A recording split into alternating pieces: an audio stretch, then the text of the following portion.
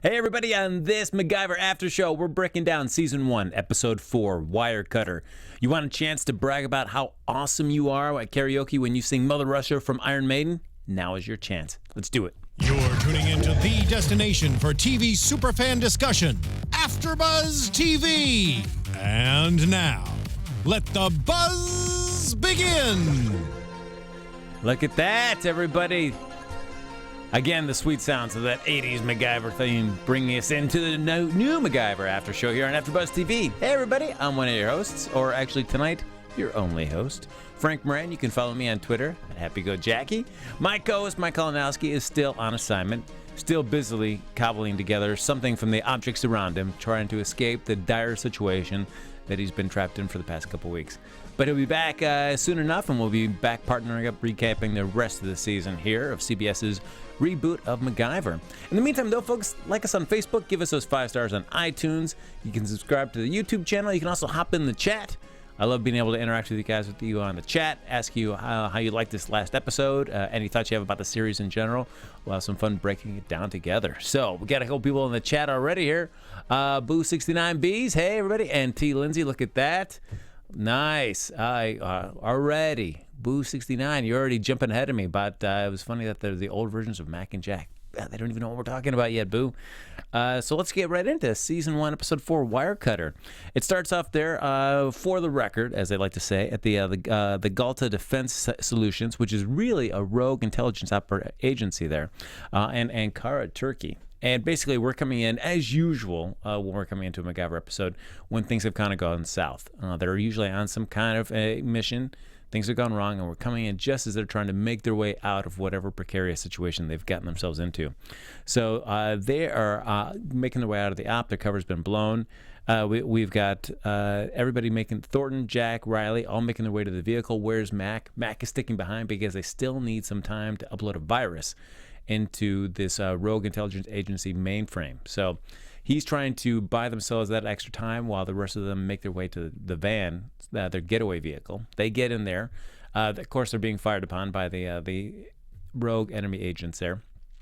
Mac is busy uploading the virus, but still needs to buy himself a little bit of time, so he makes himself an old-fashioned smoke bomb, which is able cobbled together by some of the ingredients in the room, able to distract them and give them enough time to be able to upload the virus. And then he does a really cool thing. We don't actually get to see him jump out the window, but we're inside the van with Jack and Thornton and Riley wondering how long we wait for Mac to get out, and just hear the thud on the ceiling of the van. And Mac just leans over into the windshield and says, hey, let's get going. Let's get out of here. And that makes our way into the show. So, as usual, a little sticky situation to get off the episode, but they make their way out of there in style. Oh, look at this. We got a couple of people joining the chat. MJ, love the episode. And then, yes, Mac, Boo69Bs, Mac got an intervention. We make our way back to Los Angeles for, my least favorite parts of this series so far, which is Mac's roommate, Bozer. Again, I talked about it last week. He is back here again. Mac walks back into his house. Bozer has assembled, we find out it used to be Mac's, the first girl that he ever kissed, Penny Parker. She's there, as well as Riley, Jack, and Thornton. And Bozer wants to throw a little intervention. And Mac's kind of, what the heck's going on here? Especially since Bozer doesn't know what Mac's real life is, but, well, Bozer and Penny. And then Mac, Riley, and Thornton, they all know what's going on. So it's kind of weird what they would all be having an intervention with Mac about. And we found out that Bozer got locked out of his Netflix account again. I mean, who hasn't been there? So he goes into Mac's computer, trying to see if he can pull it up on his. And when he opens it up, he realizes that Mac has been running a computer search for his ex-girlfriend, Nikki, who, according to Bozer, died in a car accident. And so Bozer thinks that he's not able to accept the death of Nikki, when in reality, it's we all know Nikki's alive, and that Mac has been finding out clues for where she may be and is trying to track her down. But he's been kind of doing that on his own. He hasn't told Jack, Riley, or Thornton his suspicions or any of the information that he's been able to kind of deduce about Nikki's potential whereabouts. So even they're taken aback when they find out that Mac has been doing some research and looking for Nikki without telling them. So everybody at that minute, or even if whether they know what Mac does for a living, don't know what Mac does for a living, they're all unified and like, hey, this you shouldn't be doing still, especially on your own. If you're going to be doing something like this, you got to let us know. What I like about that is Jack's intervention with Mac, because it's basically, I mean, Jack is acting sort of like Bozer in the sense, but he's really talking about himself in the sense like, hey, you got to be able to trust the people that you're working with. You got to open up and tell them what you think. As Boo69Bs, yes, I don't think we needed Mac's first kiss to be there. She had no purpose. I would agree with that, with you, Boo. And in fact, as I said, these are my least favorite part of the series. I say it again and again every single week. I just don't see the purpose that Bozer serves yet. And I'm waiting for something to happen with this. I will at least be thankful that it wasn't another little bit of the film that he's trying to make. So at least we were spared that little bit of cutaway comedy here for the episode. But, still, very not strong. And I think it goes to show you that, because usually Bozer's relations are with Mac, or interactions with Mac and any of the other casts have always been usually at the beginning and the end of each episode. And this is the first one we haven't seen him interact at the end. It actually ends with our main cast out on location at the end of their mission. And we never go back and see Bozer again. So I'm wondering if this is the kind of trend that the writers are realizing, man, all right, I don't know what Bozer's giving us, and they're dialing back on the amount that we see him.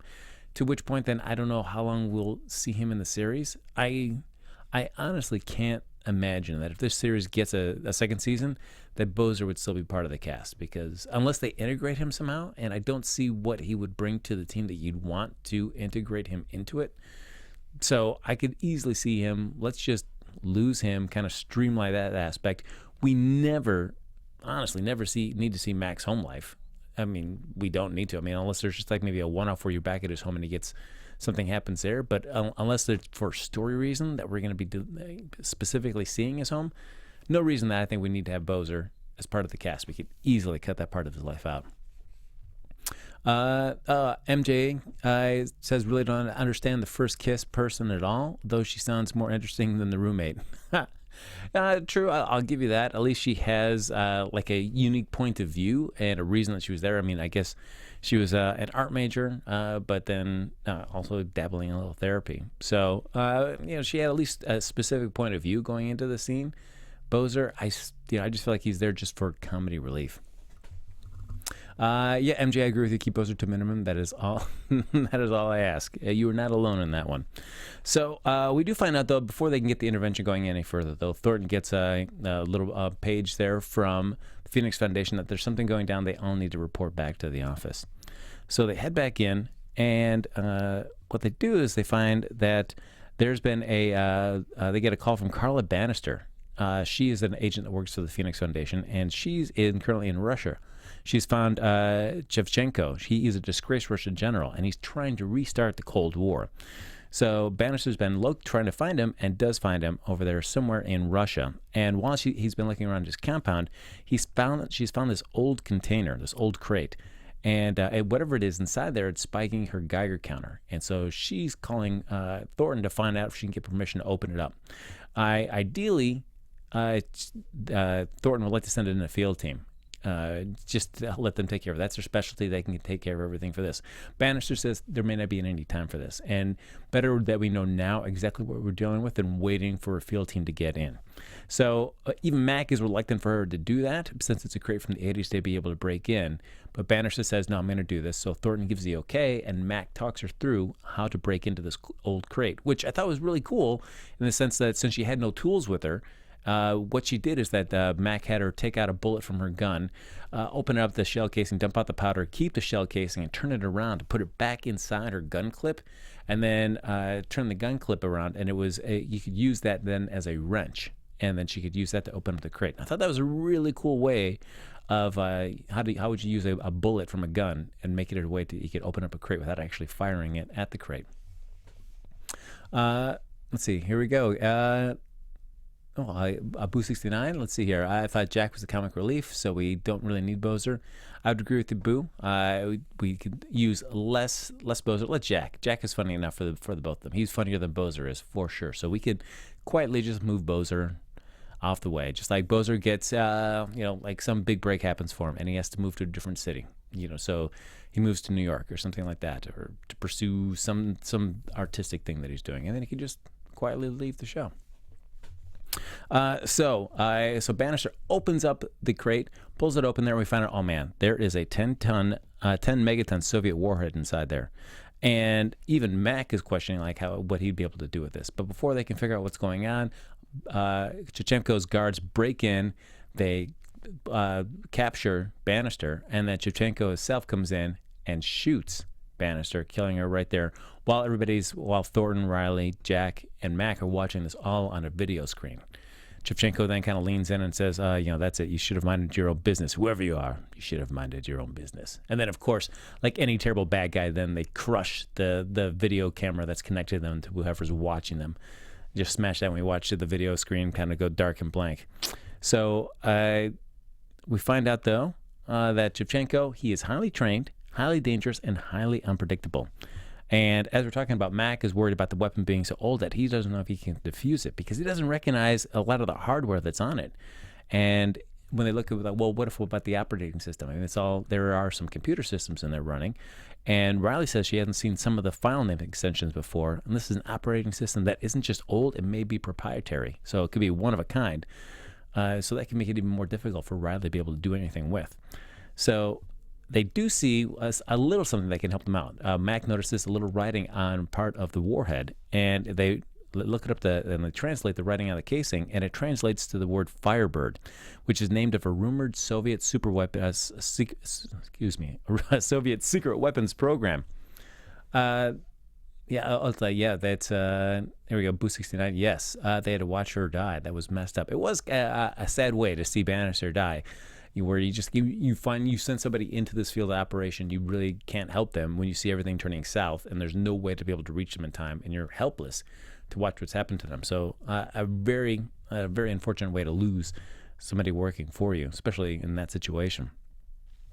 So as we're talking about, we have Firebird, which is a rumored Soviet secret weapons program, and basically, when they're looking around for intel on that, any kind of research they have about the Firebird program, they find out an old CIA debrief of a Soviet defection back in 1971. It was a scientist, Alexander Orlov, and he gave info on hundreds of Soviet weapons. So they like, well, if we can find Orlov, because he's still alive, even though he defected in 1971, is he still alive? Yes, he is. We can track him down. Maybe we can get some info from him to be able to give us some clues on how we can defuse this bomb. I will say there's one other bit about this show that, like, their little stylistic little ticks that they're doing for each one, a little runner they do is every time Mac is getting the initial intel on whatever their mission for the episode is going to be, you'll see him as he's in Thornton's office. He picks up a couple of paper clips there from this big bowl of paper clips, and as they're talking and getting that information, he starts fashioning up some sort of little trinket or some kind of sculpture between these two paper clips, and then it'll always kind of lay it down deliberately on a table, and the camera always just kind of rest and give it a nice big close-up of whatever that he's kind of made out of those two paper clips as it lays right there on the table. And I'm a little tired of that running gag. I don't see the point of that. I would rather fine for him to do that every episode, but like we don't ever need to see like a tight shot like this the paperclip sculptures that he's made every single episode. Because to see that, it implies that it's gonna have some sort of payoff for the rest of the episode. Or is Thornton, and we don't see this, but after Mac and Riley and Jack leave the office, she collects all these and she's been storing them away, and then she's gonna do like some guy's big reveal, like at Christmas or something, where she has put them all up at a nice little board, a little art board or something, gone over to Michael's, got some arts and crafts, put this nice little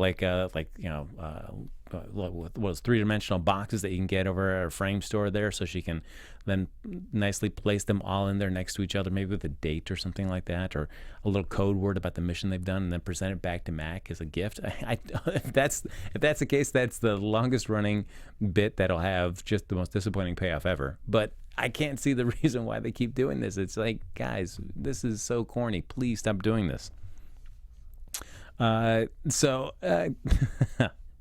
We do find out, though, that while they're trying to figure out, while Jack, Riley, and Mac are going to locate Orlov, get some information from him on how to defuse Firebird, Thornton's heading directly to Russia, going to fight Chevchenko and wants to get Banister's body and bring it home. And what I love is that Thornton, again, I've mentioned this before last episode, but I love that she's really an active part of the team, and she is just as ready to go into the field.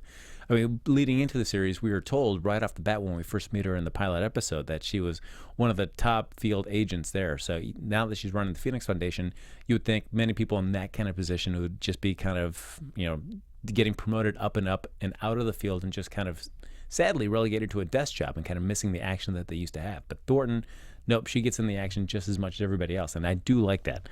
Makes for a nice little side to her character.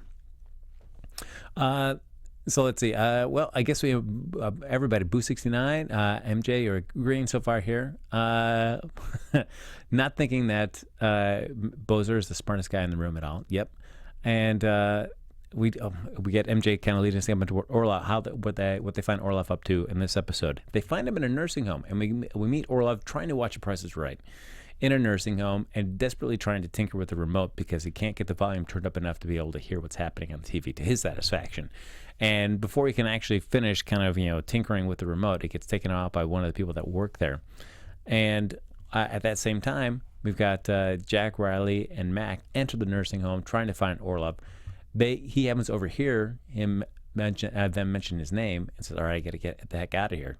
Takes off, grabs the electrical cord from the TV, runs out the door. They happen to see him leaving and go out to stop him. And what he's done before they could get to the door is he's used the electrical cord and kind of tied up the hinge of that door so it wouldn't open.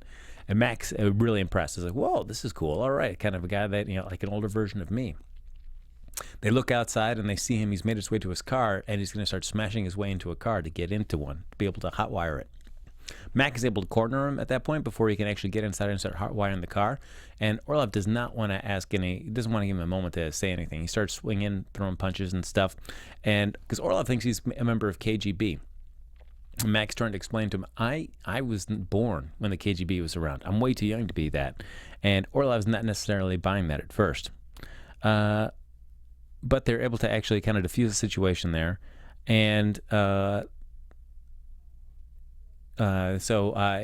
they're able to defuse the situation and get Orlov like, hey, Max lets him know, hey, Firebird, we need your help because Firebird's active and we need your help to defuse it. So they're talking to him there. And what they find out is that Orlov, even though he designed it, it's only part of the equation of what they needed in there.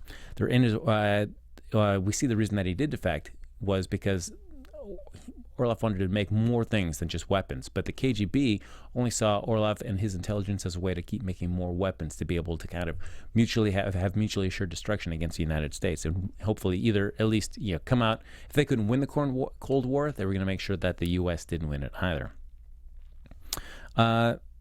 So yeah, the Firebird was like the last response if Russia lost, and it was mutually assured destruction. But once activated, knowing the software is only half of what you need. You also need the passwords, and Orlov doesn't have them. To be able to make sure that no one person could have such control over Firebird, they basically kind of divided up who knew what when it came to that weapon. So Orlov took care of actually the actual building and the inner workings of it, and then they gave the passwords to his handler, Victor. He took care of the password, so you need both of them in play to be able to do anything. And we also find out that even though it's still 1971, he and Victor are both still alive. So Orlov and Victor are like the last two that are kicking that had any kind of relation with the Firebird program. And the way that you're going to get Victor to come over here is Orlov grabs Jack's phone and uses his Uber device and cancels 3 times and trying to arrange a pickup. And Jack, again, I like the idea of not just Mac, but also Orlov, anybody of Mac's kind of proclivities, be able to kind of improvise on the fly, kind of more of a tech kind of guru guy, will always end up relying on Jack's stuff to be able to make things happen. So once again, Jack is a guinea pig, get his cell phones used by Orlov, canceled 3 times. Jack's only worried about his Uber rating going down. But the reason that they used Jack's phone instead of anything that Orlov had is that Orlov thought that if Victor knew it was him that was trying to get a hold of him, he wouldn't come. And in fact, as soon as the car pulls up and Victor's inside there, he comes out, sees Orlov standing there with Jack, Mac, and Riley, and thinks the worst. Thinks it's the KGB or something else again. Something bad has gone down. And pulls out a gun and is going to start firing. And Jack quickly disarms him, but then Victor grabs another gun. And Jack grabs that. And then Victor grabs out a third gun that is his bootstrap. And Jack grabs that. And Jack is certainly impressed initially like, hey, I admire your passion here, but no, we're not the bad guys here.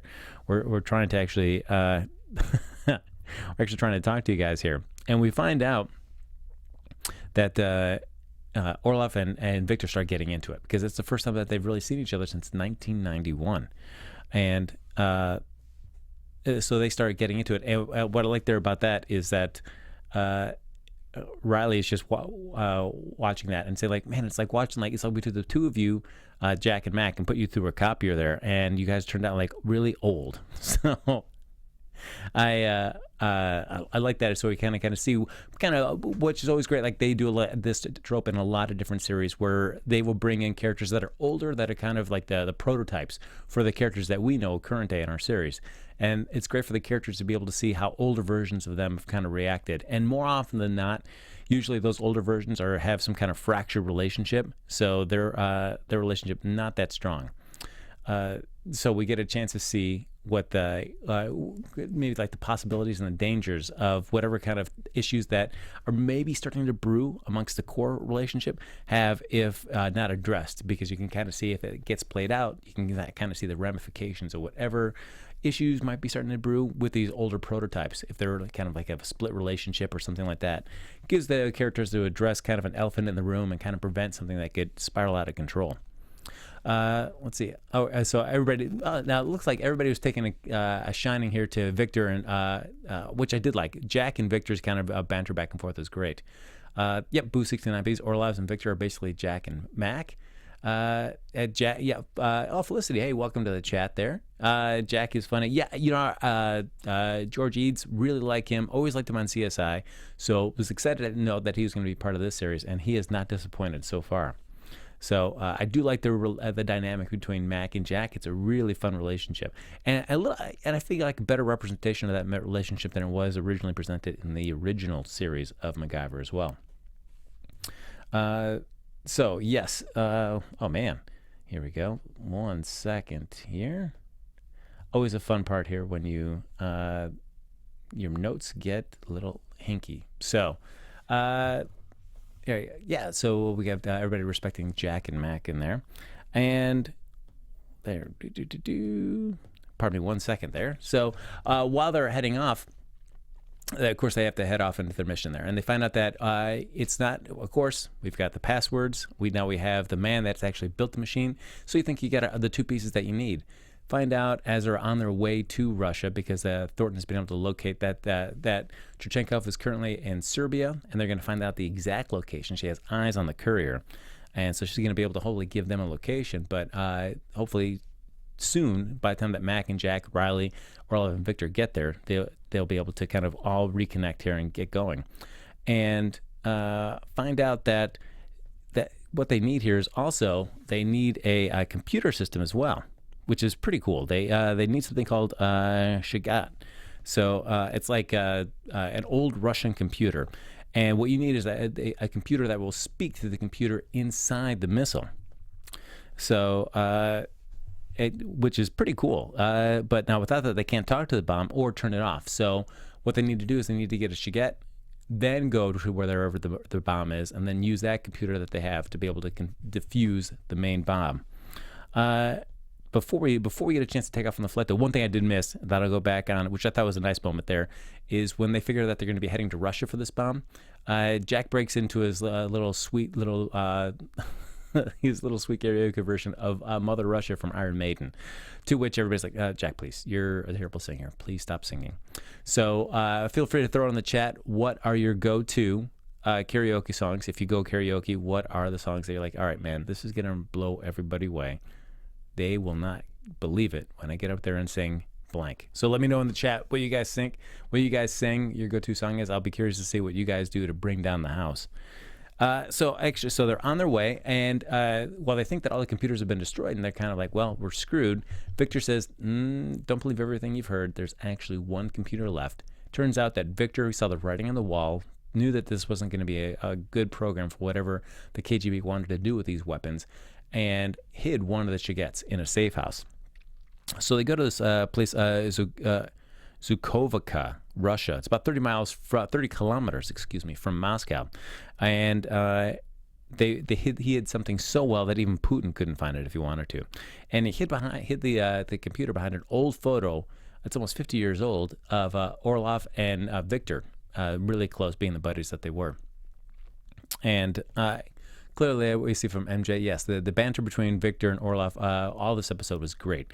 You could definitely see that sense of history between the two of them, that they had a long backstory, and very quick just to kind of lapse back into those kind of fun, kind of bickering back and forth roles that they had back like 50 years ago.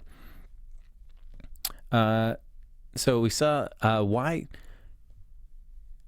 So they're basically going around here. They figure out hey, we got the Chiquette. They pull it out there of the safe that it's hidden in there, but they find out that the computer runs on 240 volt AC if it runs at all.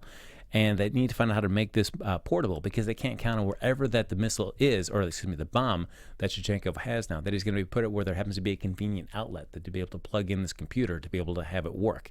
So Mac starts kind of breaking about Riley's backup computer to fashion out a way to make this like a portable battery device that they can still then transport this Chiquette around and make it work. While Mac is doing that, though, they kind of figure out, why did Orlov defect all this time ago? And basically Orlov said that he saw nuclear bomb tests, and saw those those videos that we all see, like when we think about nuclear testing, is that you see like the big mushroom cloud, you see like fake cities, fake suburban neighborhoods set up with mannequins inside. Anybody that's a fan of the great film Indiana Jones and the Kingdom of the Crystal Skull kind of know at the beginning when Indiana Jones finds himself in a testing site there in Nevada again, where he's walking through a kind of what looks like an abandoned suburban neighborhood, but is really just a dummy area there where they have mannequins posted inside. And he saw how everything just like blew up, and when the bomb hits, everything is just blown away. And the problem that Orlov had was that he just could not stop thinking of his nephew having dinner at home with his parents, and just that vision in his head, like just gave him that thought, like, this is not something I want to do with my life. I don't want to be the cause for all this destruction. But he knew that the KGB wouldn't let him stop making bombs, so he defected, right? Because he was a coward. He was afraid of what he created, and so he ran away from what he did. He was kind of trying to just hopefully forget what he did. But he never told Victor what he was going through, and so the secrets cost him his country and his best friend. So already you can kind of see shades of what Mac and Jack have kind of a little bit gone through, in a sense where Mac has been looking for Nikki and not telling Jack. So very much a very lower stakes version of that, but at least it's an indicator to Jack and Mac that their situation is not unique, and kind of gives them the idea, like, well, if we don't start addressing this head on, this is like the worst case scenario of what could happen. All right, let's see. MJ, your go-to song, Leaving on a Jet Plane, by John Denver. Oh, nice, MJ. I like that. Nice classic one. All right. Wow, yeah. All right. Let's see. And Felicity, let's see. He likes this version of Mac and Jack, and also likes Riley too. Yeah, good call, Felicity. Yeah, I've been really I've enjoyed that dynamic, and Thornton is a nice little mix as a leader of that. But yeah, good chemistry between the three of them. So there we go. So then Thornton calls Mac again, has eyes on the carrier, and should know the location of the bomb in the next few minutes. We don't get to actually see much of Thornton in action, but we do know that she's so great at her job that she, as she says, that if I'm doing my job right, which of course we know she's going to because she's awesome, she'll get the information that they need. So Mac makes the Chiquette portable. Then all of a sudden, Shevchenkov's guards, they have located them at the safe house, and they start firing away. But Victor has a little backup escape hatch in there called a rabbit hole to get them out of the safe house. And Mac grabs a couple things as they're leaving there. Grabs a couple bags of flour, puts them on Jack's back, and as we're running through the hall, he grabs a alarm clock, some wire there, and starts cutting into the flour. And as Jack runs, he's kind of letting flour kind of fill the rabbit holes that are running down there. And we find out the reason that he's doing this is that a high concentration of air and flour are very flammable. And then using the clock and the wire, he's able to make a trigger so that once they close the door and they still have the guards pursuing them, once the clock strikes that wire, it creates a spark and it ends up combusting all the mixture of flour and air that are coursing through that rabbit hole. So it ends up delaying the guards. But before they can get out of there, though, Victor and Orlov had gotten a little bit ahead of them as they're making their escape. And once Jack, Riley, and Mac get out of the rabbit hole, they find Victor basically knocked over on the side, bloody little bump on his head and find out that there were more guards waiting outside of the rabbit hole. They knew the whole layout of the place and basically knocked out Victor and grabbed Orlov, and they took off. So Chichenko now has Orlov, which is their worst fear, because now we don't have part of what we need. We have the computer, but we don't have the guy that can actually talk to this help to decommission this bomb. So we cut to then Mac, Riley, and Jack and Victor flying to Kosovo. They're flying to a private airstrip over there, and they get hooked up with Thornton. And we do find out, though, that at least that the whole thing that happened at the safe house was not for naught, because they were able to grab one of Chichenkov's men's encrypted phones, and so Riley can crack that. And once they do that, they can figure out their codes. And which works out great, because Thornton has intel from the courier, but even all the best people at the Phoenix Foundation, they can't crack it as well. So it works out well that they now have the encrypted cell phone, and that Riley is so skilled at what she does, because they're able to locate where she is. And we figure out that he's at Camp Banister, which is a U.S. Army base outside of Kosovo. And Chichenkov sent a message to his men to clear out, because he's setting off the bomb today. Before we continue on here, let's see. Boo 69B's "Carry On My Wayward Son" by Kansas is a go-to fun song. Oh man, all right, MJ, I like you keeping Boo to task right there. Man, oh wait, Boo, you started off on this like you never done karaoke, so you don't have a go-to song? Come on, MJ, thanks for keeping her on task. And Boo, way to pick it on. "Carry On My Wayward Son." Nice strong pick. Yes. So don't be ashamed of that one. Own that. Make that your karaoke go-to song. In fact, tomorrow night, I say now, but wherever you're watching, probably any of the karaoke bars getting close to winding down. So tomorrow night, break out that "Carry On My Wayward Son." Get up there on stage, wow the audience away. Start making on your path to making that your go-to karaoke song. So. So we find out Orlov is with Chichenkov, and of course it is Orlov's worst fear, because Chichenkov, of course, he wants to start the Cold War again, but this time with a different outcome, the fact that Russia will win and not the U.S. And he just wants Orlov making more and more weapons, which is the last thing that Orlov wants to be doing. Now, we do find out, though, that as they're trying to figure out this bomb, Mac has the idea. It's like, hey, you know what? This bomb is not a scalpel. It doesn't have to be placed at a precise location somewhere in at the Bonsdale base there for the U.S. Army base. As long as it's placed in any of a 3-mile radius there, the blast radius is still going to take out that base. So it's more of a sledgehammer than a scalpel. So as we're looking around that about 3-mile radius around Camp Bonsdale, they find this abandoned warehouse, which, of course, there always happens to be an abandoned warehouse. So, of course, the perfect hiding place for a Russian despot and a 1980s nuclear weapon. Yes, go to your abandoned warehouse that's within 3 miles of your intended target. So now they have a place where they want to go. Now they just have to get in there. And we see once they get there, they figure out that the bomb is going to be on the top floor, because the elevation is going to help with the blast radius. So they have an idea of where which structure that the bomb could be in, because they see all the guards kind of roaming around it. They have an idea that it's going to be on any of those floors. It'll be on the top floor. That's the best place for it. So they have an idea of where it's going to be. Now they just have to get in. And of course, Mac has an idea how they can do that. In the meantime, though, Orlov's being just tortured. He's being punched and punched and punched until he's going to give in and start helping. And Chichenkov really kind of ups the stakes, but he says he's basically just going to keep killing any family members he has until he starts helping. And Chichenkov then activates the bomb and figure out that we have 15 minutes to clear the blast radius. That's a minimum safety to be able to be clear of the blast radius. So bomb's activated. They have to get ready to go. And then all of a sudden, Jack comes driving this big truck in. They're going to just smash through any barricades that they have to be able to make their way in. As they do, Mac and Riley go right upstairs, and what I do like that Riley gets a little bit in the action. I mean, people think like, oh man, she's just a computer person, she's not really physical, but as they come up the stairs and at the top of that, she takes one of the barrels there and pushes it down the stairs behind her, ends up taking out 2 guards that are coming back up it. So as Mac says, did you just Donkey Kong those 2 guards? Yes, she did. That's what she did. So I like that Riley got a little bit of cool moment there in the action. And then Mac figures out, well, Orlov is still too close to the bomb. There's a lot of people shooting right around there. How do we get Orlov away? And Mac sees like a little 4-wheel cart, like a very low to the ground cart there. Like the name of it escapes me, but takes some like a pulley system there, ties it around that end, pushes it in, slides in there, grabs Orlov, kind of pulls him back onto that little dolly cart, and then has Riley pull back the lever to kind of draw them back in, using that little pulley system to pull them back into safety. So they get out of the way of the immediate gunfire.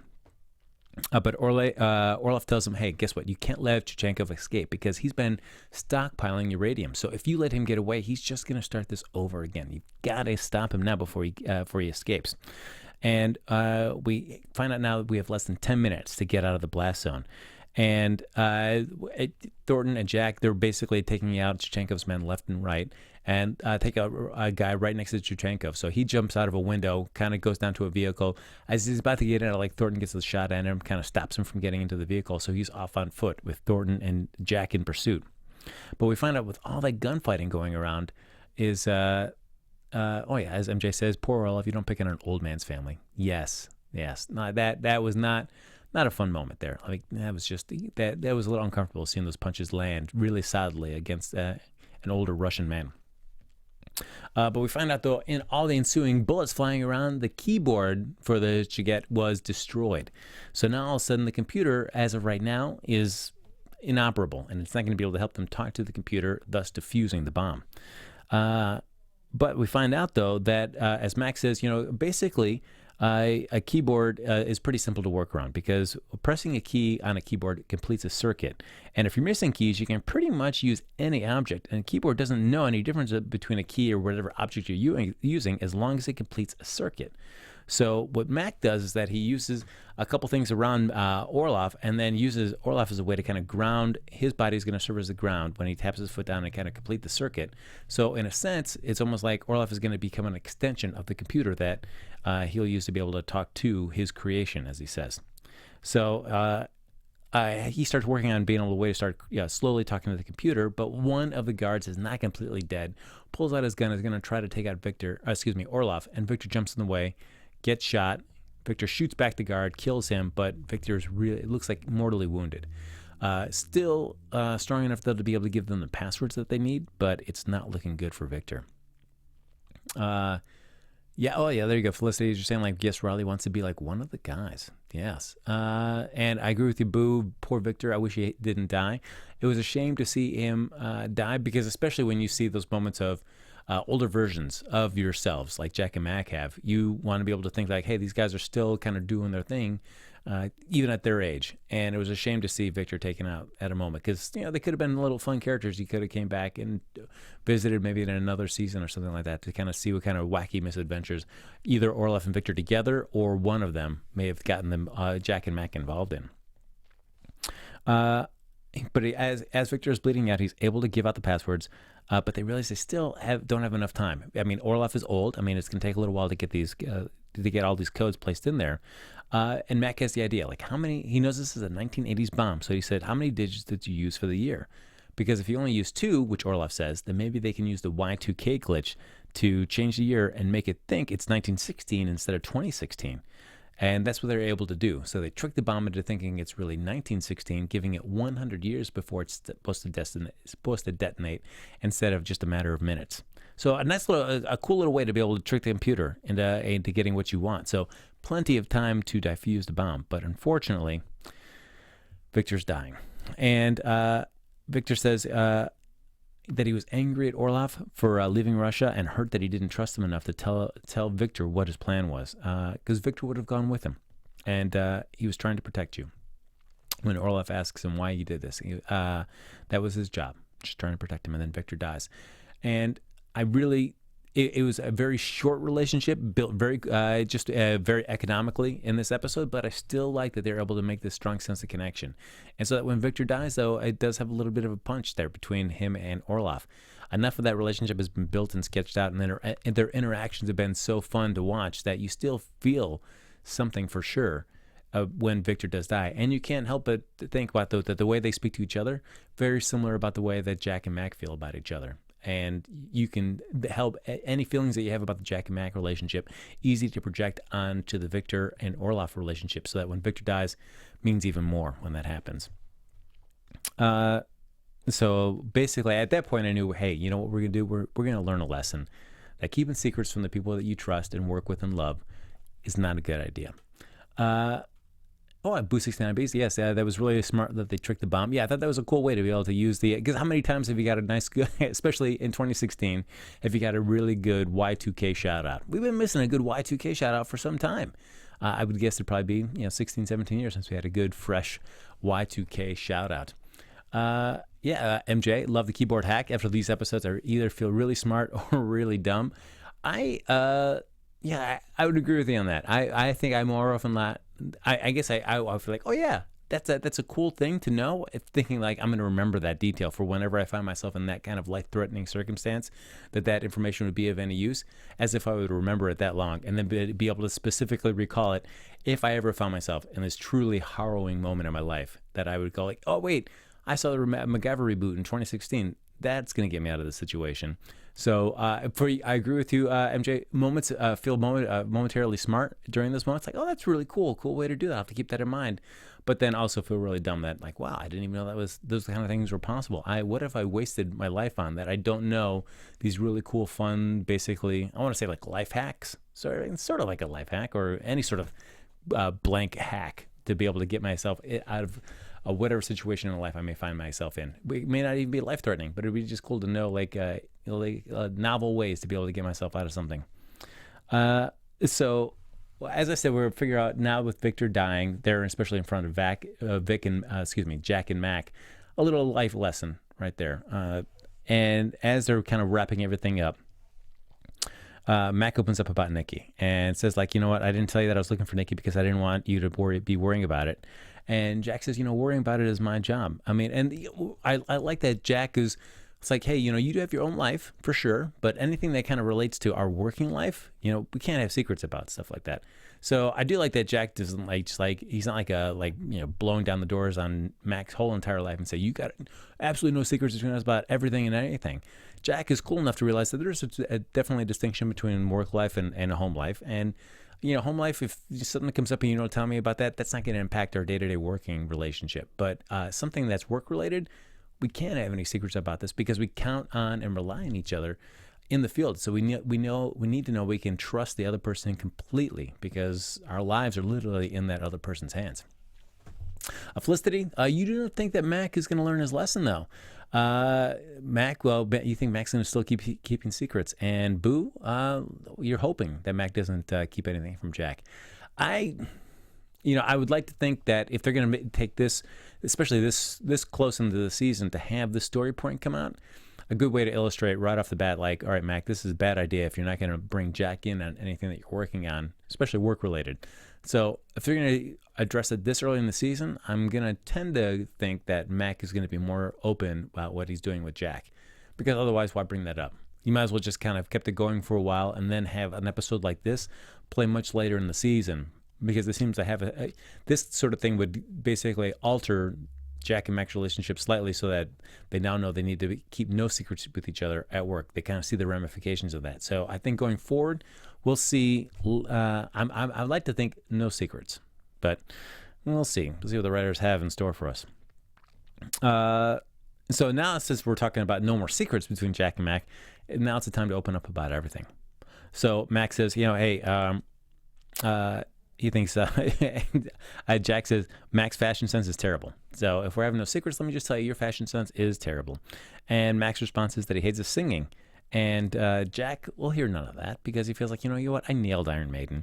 He was karaoke champ in 4 states. And just to prove how awesome he is, he plays, I'm assuming his other go-to song for karaoke, he starts singing Push It from Salt and Pepper. So for those of you that have ever had watching George Eads sing Salt and Pepper Push It on your bucket list, you can check that off now. Your life is not complete. That's one less thing you have to worry about. You can move on to other things to complete that bucket list of your life. Because, maybe it was that thing you didn't even know you wanted, but now you have. George Eads singing and dancing terribly to Push It from Salt and Pepper.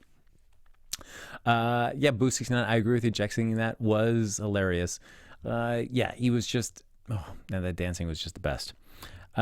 So we have him back in LA, and we have a nice little moment between Riley and Orloff.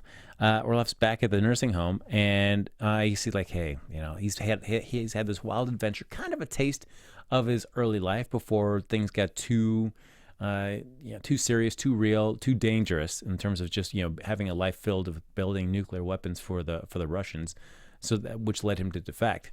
But now that he's back, he's watching Price is Right. His chair is still there. He's like, well, I guess I go back to this kind of humdrum kind of shell of an existence that I have. And Riley's just seeing him kind of taking stock of what he's coming back to right now. And says, which is nice, a nice little moment. You can kind of see on her face that she kind of feels like, yeah, Orlov wouldn't mind having some company right now, because I'm imagining, at least from the beginning of the episode, it looks like it's a pretty lonely existence for Orlov there at that nursing home. Kind of isolated, just sitting there watching Price is Right, and then just kind of going off on doing his own thing. So Riley says, hey, let's Price is Right. I love this show. Let's sit around. Mind if I sit around and watch it? And you can see Orlov kind of spark up about this. So while I don't know if we'd ever see, it'd be cool to see Orlov come back because he's essentially an older version of Mac.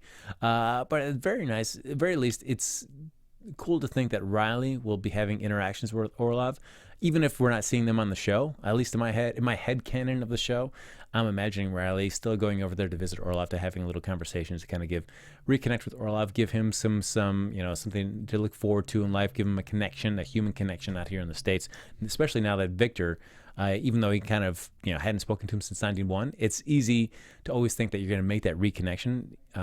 So for at least with Victor still being alive, even if Orlov hadn't talked to him, he knew that maybe at some point Victor and I can come back together again. But now that Victor's gone and that chance doesn't exist anymore for them, they kind of reestablish that friendship they had back in Russia. It'd be nice to see that Riley could kind of fill those shoes, to be able to have somebody that Orlov could kind of spend time to, not have to worry about hiding who he is, but just somebody he can have a nice conversation with and speak freely about his life and his experiences. So that's what I like to see. Even if we don't see it on the show, I'm going to pretend that those interactions still happen. I'm going to say once a week. Riley still goes out there, if she's not on mission, to hang out with Orlov at the nursing home. And then we end the episode with Jack driving Thornton to Banister's parents' home here in Studio City in California. And Jack says it wasn't her fault, but Thornton's taking it hard, as I think any good leader does when you lose somebody that's working under you, especially when you've ordered them into a situation. And Thornton thinks, well, you know what? I should have listened to Mac. And Jack's like, you couldn't do that. Not in this situation. The situation, the situation was something that where you saying yes ended up saving millions of lives. But as Thornton says, that doesn't make the loss of even just one agent any easier. So we see Thornton get out of the car, and she's going to go up and talk to the parents, which is not something that I know anybody in that position looks forward to at all. Letting a parent know that their child has passed away. But that brings us to a little bit of a somber end to this episode of the MacGyver. Let's see. As listed here, let's see. I think they agrees with me. They think they'll trust each other more. Let's see. Boo says they kind of wish that they bought Orlov a new TV. That's right. they just bring a new TV to the nursing home. Like, all right, and this one has the best volume control. Or at least a new working remote. Yeah, I figure there was that moment there between Riley and Orlov. They did have that moment at the end where they had a little look. We're saying like, all right, I'll watch everybody look around, break into that remote, kind of tinker with it to make sure you can get the volume working correctly. So I like to think that that remote they got it working again, and the volume's going to be fine from now on. That's how I'm going to leave it. So as we're coming here to the wrap, I guess I will. I guess maybe I'll do a prediction. Why not? Your AFTERBUZZ TV predictions. Just because I know Mark, who's in the engineering booth, is a huge fan of the show, I'm just going to ask him to make one random prediction about the show. And by huge fan, I mean somebody hasn't watched an episode of the season so far. But Mark, please chime in with one prediction. One prediction? One prediction. Just one prediction. Goodness. I have a feeling that we're going to get some piece of technology disassembled and used in a way that it wasn't intended. Is that all right? Is that a good? Man, please don't. Too far. I don't. You're really going out there, Mark. I don't know if anybody else is going to be wanting to make that brazen of a prediction. But to expand upon that, what if it's something super simple that gets used for something super complicated, as opposed to something big used for something really small? So like a paperclip and a rubber band used to, take control of a jet. Oof, I love, man. All right, okay. Why not? Right. Why not? I like it. Aiming for the stars. All right, Mark is predicting paperclip and rubber band taking over a jet. We're going to see that sometime this season, guys. I have a feeling. Mark has usually got his finger on the pulse of these kind of shows. So actually, Frank, you just gave me an idea for a new catchphrase. Yeah. We're going to see that this season. Mark my words. I'm terrible. You bring the worst out of me, Frank. I'm glad. Hurrah! My prediction here is, I'm still going to stick strong. We're going to see more of Nikki coming up. November sweeps just around the corner, just a couple of weeks until then. So I figure somewhere before they go on their holiday break, we are going to see Nikki come back on canvas and get the next big piece of the mythology here. We'll find out who Nikki's working for and how that ties in. As for MacGyver's father, I still feel like we might hear just maybe like one little mention of him, but we're not going to see him again. I'm still predicting not until maybe either February sweeps or May sweeps. That is my predictions for that. And with that, folks, that's going to bring us to the end of this MacGyver after show. But look at this. Boo69, as we're wrapping up here, she predicts that maybe Mac gets his own place or Bozer moves out so we don't need Bozer anymore. Boo, I'm right with you there. Let's hope that happen. Mac, feel free to give him that eviction notice. I feel Bozer charming enough that he can bounce up, land on his feet, find someplace else to live, with other people that will embrace making all these crazy little amateur films that he wants to make. So, folks, thanks so much for joining me here in the chat, especially Boo, Felicity, TJ, everybody else joining us in the chat. If you want, you can subscribe to us on iTunes. Give us those 5 stars there. Subscribe to the YouTube channel. Like us on Facebook. Thanks, as always, for hopping in the chat. It's been great to be able to bounce back and forth with you here as we broke down this episode. In the meantime, though, you can continue the conversation with me even after this show is over by following me on Twitter at HappyGoJackie. That's going to do it for this episode of the MacGyver After Show. We'll be back next Sunday night, 11 p.m. Pacific time, to break down the next episode of MacGyver right here on AfterBuzz TV. See you then. From executive producers Maria Menounos, Kevin Undergaro, Phil Svitek, and the entire AfterBuzz TV staff, we would like to thank you for listening to the AfterBuzz TV network. To watch or listen to other after shows and post comments or questions, be sure to visit AfterBuzzTV.com. I'm Sir Richard Wentworth, and this has been a presentation of AfterBuzz TV. Buzz you later. The views expressed herein are those of the hosts only and do not necessarily reflect the views of AfterBuzz TV or its owners or principals.